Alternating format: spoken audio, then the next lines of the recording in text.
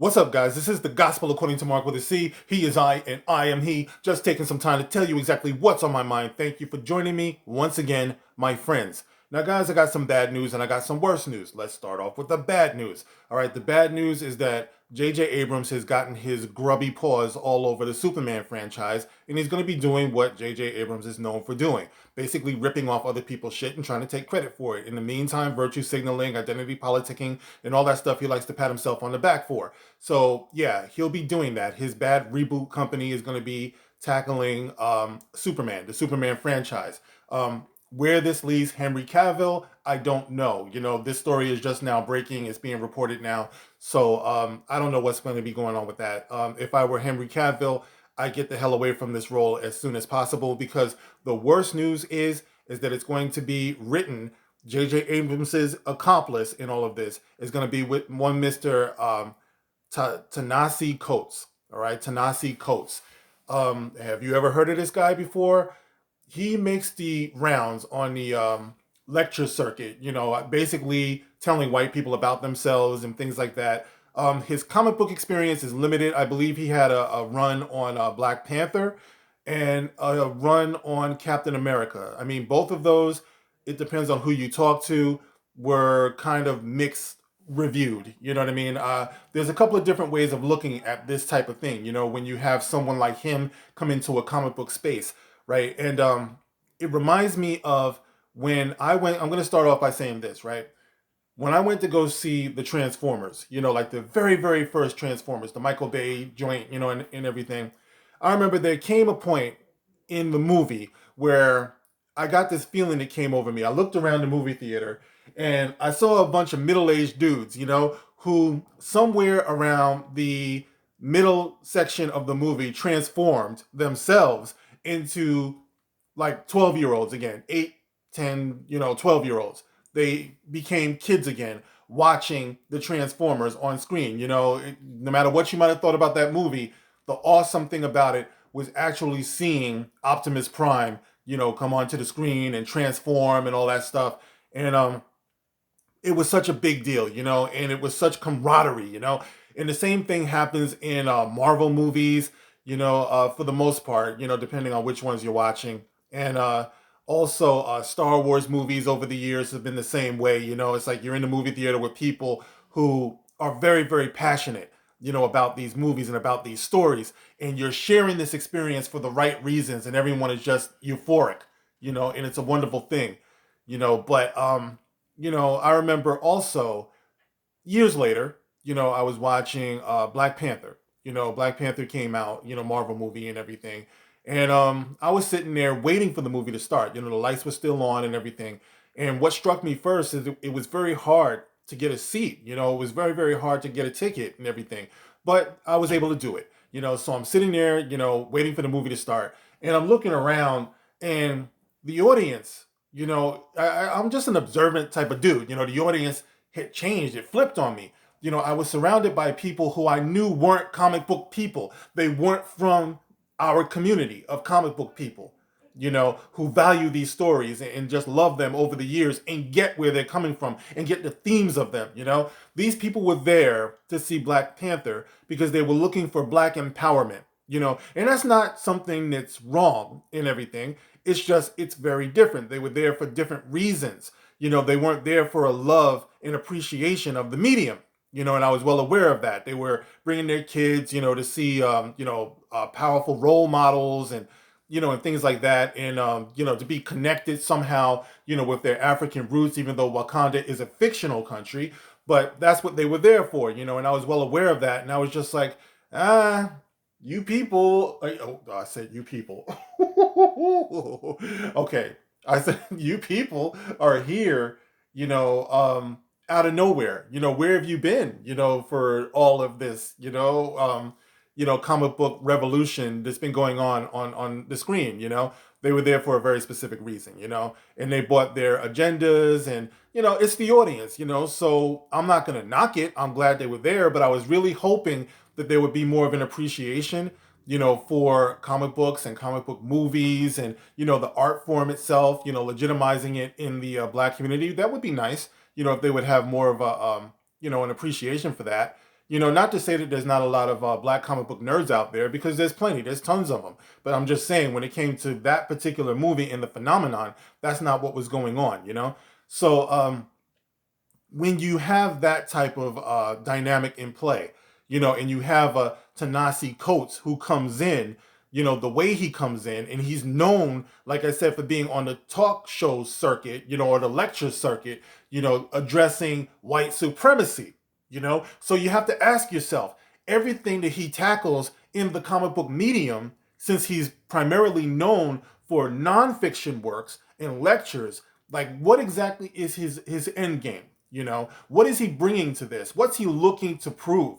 Like, has he been passionate about comics and comic characters, or is he going to use this to push his agenda? And if you look at his run on Black Panther and his run on Captain America, it seems to me that that's what we're dealing with. We're dealing with somebody who wants to put his voice into these works to influence, new audiences, rather than join and appreciate what has already been there, And the danger of this, especially in this woke society that we're in today, is that it is virtually impossible to critique a black so-called intellectual, a lecturer, if you will, coming into a space like this, because if you question his motives and if you question his approach to the character or his changing of the character, then you will be called, if you're white, a racist. If you're black, an Uncle Tom, a sellout, somebody who's not supporting a black artist. And those could be legitimate criticisms, but what it really means is that person is protected. They can do no wrong. They're going to face very minimum critique, from other people, because they're going to be scared to critique their work. If he sucks as a writer, they're going to be afraid to say that he sucks as a writer, and his themes and what he's trying to put into the character, it doesn't work.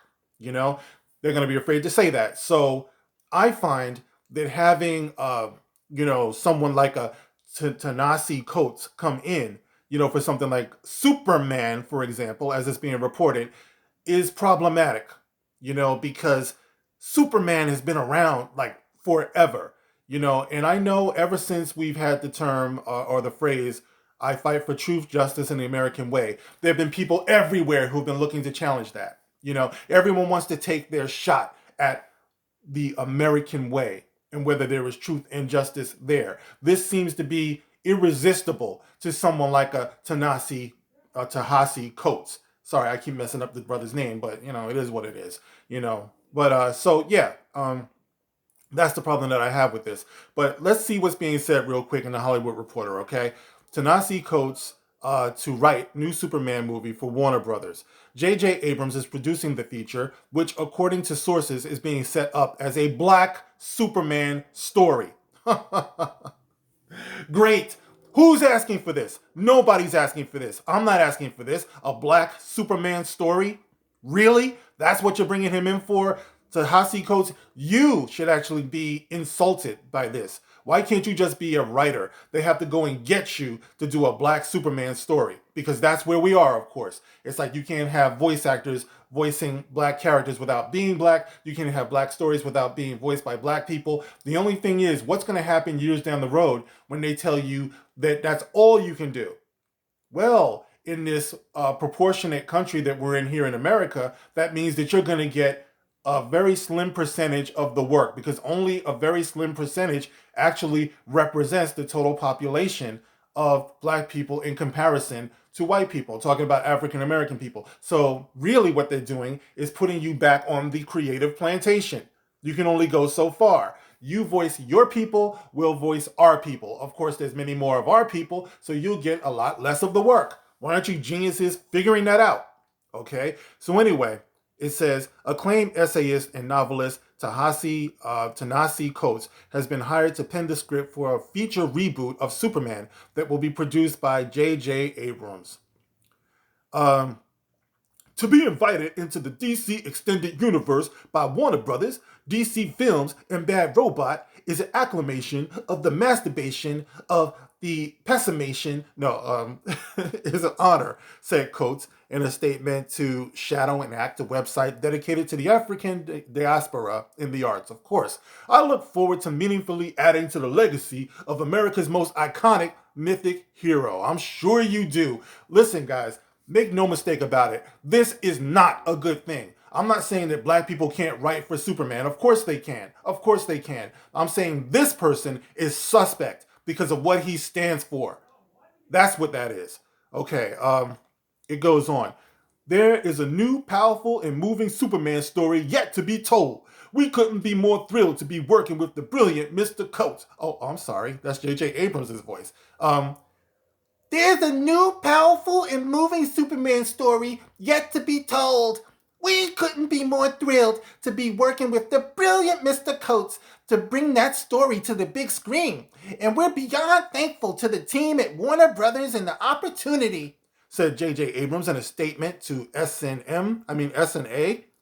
According to the sources, the project is being set up as a black Superman story.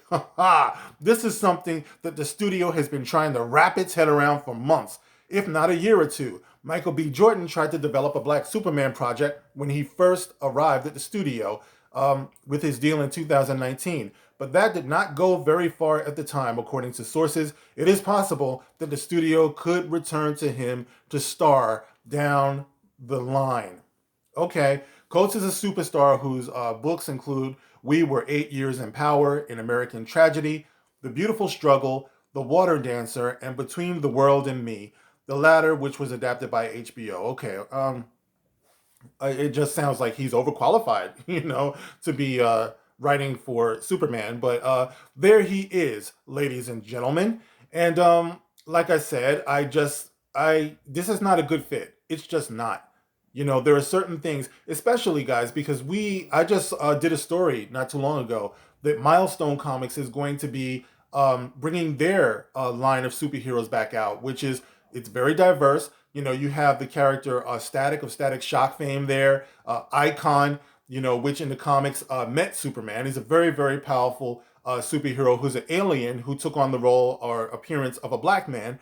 These are things that need to be, emphasized, and promoted and everything. Why do this?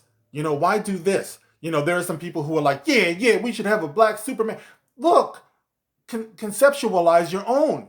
You know what I mean? Don't let these people do this. Don't let them exploit your victimhood this way into believing that you can't be creative enough to come up with something just as good, something as enduring, something better. And in the meantime, they're shelving Black Panther for everybody who claims to care about black representation and black, superheroes. Cyborg, shelved. Black Panther, you're losing these legitimate heroes, and in the meantime, you're still chasing after. You want to wear Superman's Fruit of the Looms. I think that is pathetic, and I've talked about that for years. So there it is, guys. J.J. Abrams doing what he does, exploiting, not celebrating, not honoring, but exploiting the black experience by putting this guy up to write Superman. A black Superman, of course. Look, I've said all I can say about this for now. I'm sure as the story, progresses, I'll be talking more about it. You can get in the comment section and let me know how you feel about this. It's bad enough that it's J.J. Abrams that's going to be doing this. But then you go and put somebody like this who has no passion, for comics that I can tell past what he can actually inject into it of his own philosophy, which we don't need. This is escapist fantasy fun. And you're taking one of the most enduring and endearing heroes that's been out there to inject your little politics and philosophy into, and no good can come of this. That's just my opinion. Okay, so you can get in the comment section and you can let me know how you feel, as always. And you can like, you can share, and you can subscribe. You can catch me on Twitter. The link will be in the description below, as well as the link to this story right here. All right, guys. Thank you for listening, and I will catch you on the next one. This is the Gospel According to Mark with a C. Rock on.